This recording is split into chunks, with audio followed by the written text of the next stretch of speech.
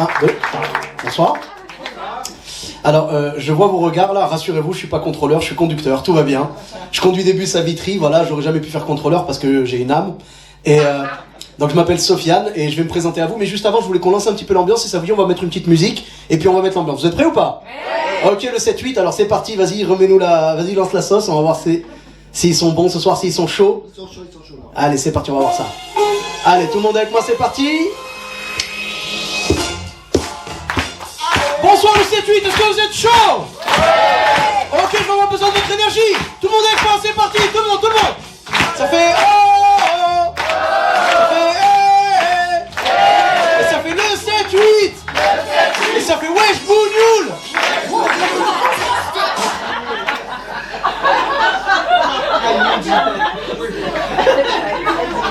Je vous avais dit soyez bons. Mon premier piège. Bonsoir. Alors déjà, jouer devant un public aussi réactif, c'est magnifique. Mais quand en plus les gens te suivent sur Wesh Bougnoul, tu sais que tu as passé une excellente soirée. Donc je me présente, je m'appelle Sofiane. Et ça fait 1 an que je suis installé à Paris en fait. Juste avant ça, j'ai passé 12 ans à Bordeaux. Et sinon, je suis originaire de Clermont-Ferrand. Il y en a qui connaissent un petit peu? Ouais. D'accord. Alors Clermont-Ferrand, pour ceux qui connaissent pas, c'est très simple. Hein. C'est un petit peu le pays des pneus et du fromage. Et je suis d'ailleurs un excellent représentant de la région, hein, puisqu'à force de manger du fromage, j'ai mon propre pneu. Alors, c'est pas de l'obésité, c'est de la générosité, je vous arrête tout de suite, parce que je vous vois tous là ce soir, et je suis vraiment ravi de jouer devant un public aussi généreux. Je montrerai personne du doigt, je vois des regards inquiets parmi vous, rassurez-vous, j'ai l'habitude. Je joue souvent dans des salles où il y a des hommes qui ont des petites poignées d'amour. Bon, moi, si tu regardes bien, c'est plus généreux que ça, hein, j'ai pas que les poignées, j'ai tout le meuble. D'ailleurs, ma femme m'appelle Conforama, et donc vous l'aurez compris, à mon prénom, Sofiane, je suis originaire du Maghreb, du Maroc plus précisément, et vous remarquez que j'ai pas dit que j'étais maghrébin. Hein, pardon? Désolé l'autre, c'est... non, tout va bien. Rassure-toi, je suis fier de leur parcours et évidemment, hier soir, là c'est pas une vanne, hein, c'est juste, je vous donne les infos. Hier soir, le match a été très très compliqué pour moi parce que c'est il y a beaucoup de gens qui l'ont dit comme ça, les binationaux, c'est comme si notre père jouait contre notre mère quoi. Mais donc, dans les deux cas, on était heureux. Le Maroc a fait un très beau parcours, je suis très content pour eux et maintenant je soutiens la France, j'espère qu'on va gagner cette 3e étoile.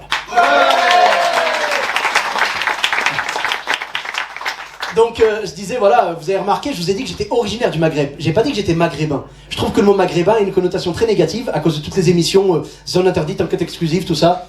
Je vais vous le prouver tout de suite, hein, s'il y avait encore des sceptiques parmi vous. Vous connaissez tous les déménageurs bretons. Grande entreprise, tu vois, tout le monde leur fait confiance, pas de problème. Bon, si c'était appelé les déménageurs maghrébins, est-ce que tu leur confieras un écran plasma, toi? Merci, j'ai ma réponse. Merci. Et donc, comme tous les humoristes, bien sûr, je joue sur les clichés, les préjugés. Et j'en ai été victime dans mon métier donc de chauffeur de bus. Je discutais un jour avec un client qui est devenu un ami avec le temps. Et il m'a sorti le cliché numéro 1 sur les Arabes. Il m'a dit, en fait, Sofiane, étant donné que t'es arabe, tu dois avoir une grande famille, donc une grande voiture. À l'époque, j'avais un enfant, une Renault 19. Tu vois le contraste ou pas? Moi, j'ai trouvé ça choquant, insultant. Je suis rentré à la maison, j'en ai parlé à mes 4 femmes, on était outrés.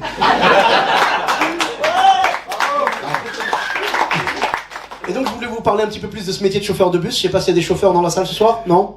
Ok. Alors, chauffeur de salle, oui. D'accord, Sylvain, qu'on peut applaudir, d'ailleurs, vraiment. Voilà. Ainsi que toute l'équipe du 7-8 Comedy Club, c'est un plaisir de venir jouer ici. Et donc, moi, en fait, ce métier-là, je voulais vous en parler. C'est comme tous les métiers. Il y a des avantages et des inconvénients. Donc, je vais commencer par vous exposer les avantages. Ok, on peut passer aux inconvénients du coup. Alors, premier inconvénient de ce métier, c'est qu'il faut se lever très tôt. Il faut savoir que les premiers bus, les premiers trams, les premiers métros sortent par exemple à 4h du matin. Donc il faut imaginer que le chauffeur s'est rendu au dépôt avant et qu'il s'est levé encore plus tôt. Et moi ça me prend la tête parce que je suis pas du matin. Par applaudissement, qui n'est pas du matin ce soir? Ouais. Merci pour votre sincérité, merci beaucoup. Bon, le problème c'est que moi je suis pas de l'après-midi non plus. Moi je suis du week-end uniquement et j'ai vraiment du mal parce que dans mon ancien métier je pouvais dormir beaucoup plus, j'étais chômeur et aujourd'hui je fais quand même l'effort, tu vois, je vais à la rencontre des clients, tout ça, et il y a les gens qui disent bonjour, les gens qui le disent pas. Alors ça me fait plus rien, maintenant ça fait 15 ans que je suis chauffeur. Ce qui arrive à me surprendre aujourd'hui, c'est quand les gens sont extrêmement polis. À l'époque à Bordeaux, j'ai une dame qui est montée avec 5 enfants. La dame, bonjour monsieur, les 5 enfants, bonjour monsieur, bonjour monsieur, bonjour monsieur, bonjour monsieur, bonjour monsieur. Ils étaient tellement polis, j'étais à 2 doigts de lui en acheter un. J'ai des enfants, je sais ce que c'est que les gosses, ça c'est une occasion à pas rater, tu vois.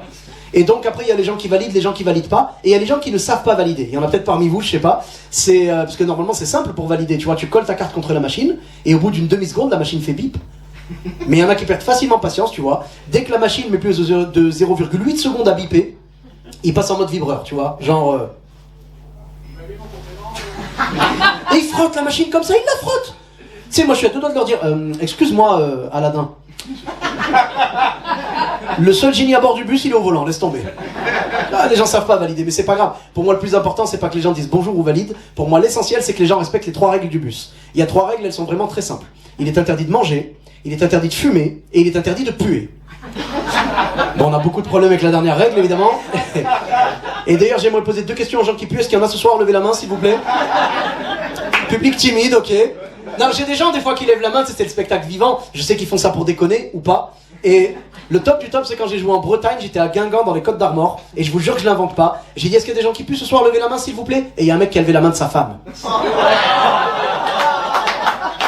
Ce mec-là, c'est mon champion à vie. Tu pourras jamais faire mieux que lui.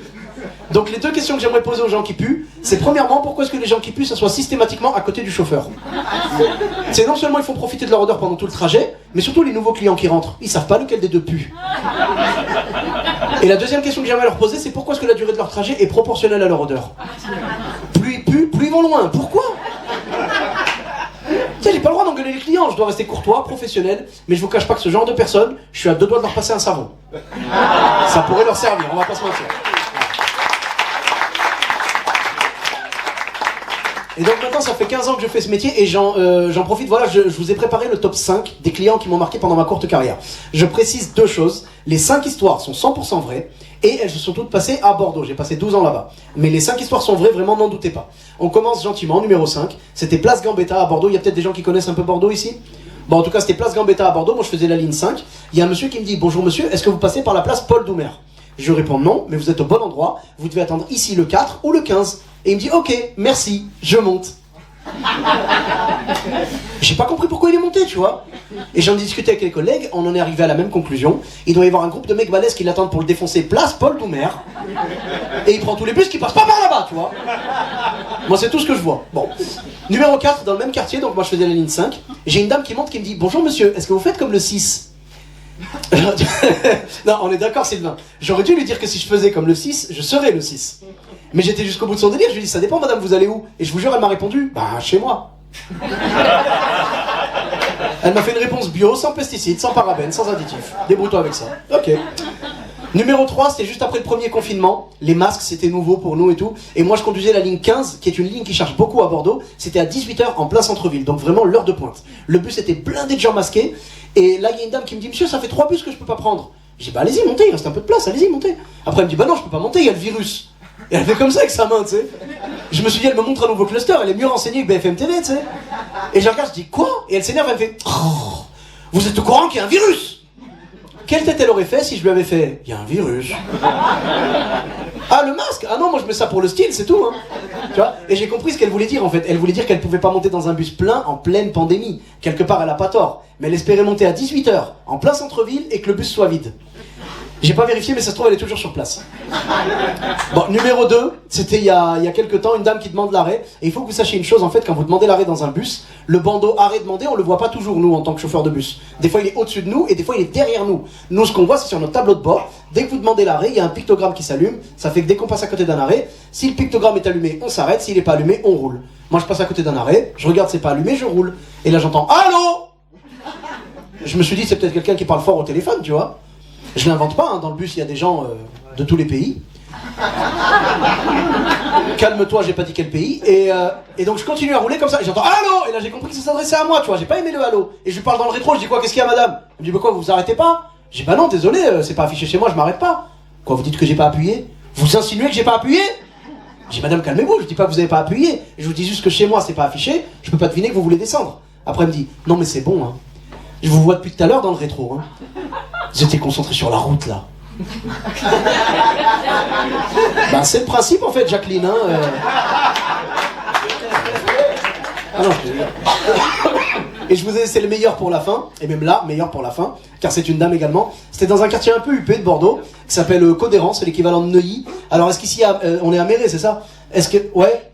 On est entre deux peut-être Ah, t'es chez les pauvres, à Montfort, t'es chez les riches. Hein. D'accord, ok. Non, parce que j'avais demandé du coup, est-ce qu'il y a un quartier de Méré riche ou est-ce que tout le monde est blindé, vous dites Méré direct? On dit Montfort-la-Morée. On va dire Montfort. D'accord, ok. Donc c'est l'équivalent voilà, de Montfort-la-Morée, voilà. Et Cette dame-là, alors elle fait partie des gens un peu hautes, hein. Ils sont pas tous comme ça, mais en tout cas, elle en faisait partie. Elle est montée, elle m'a dit bonjour monsieur, un ticket s'il vous plaît. Je lui ai répondu bonjour madame, 1,40€ s'il vous plaît. À l'époque, le ticket coûtait 1,40€, et elle m'a donné 1,50€. J'ai sorti ma trousse pour lui rendre 10 centimes de monnaie, et je me rappelle, c'était début décembre, elle m'a dit non, gardez-les, ce sera pour votre Noël. Tu vois comme elle m'a méprisé ou pas? Tu sais, je me dis peut-être qu'elle espérait que j'appelle mes enfants genre allô mes chéris, cette année on aura du chauffage. Elle méritait vraiment la première place. Et donc maintenant ça fait 15 ans que je fais ce métier. Et j'en profite pour vous dire, si jamais un jour vous êtes de passage dans le centre de Paris et que vous voyez un bus qui zigzague, passez me dire bonjour, ça me fera plaisir. Merci le 7-8, merci beaucoup.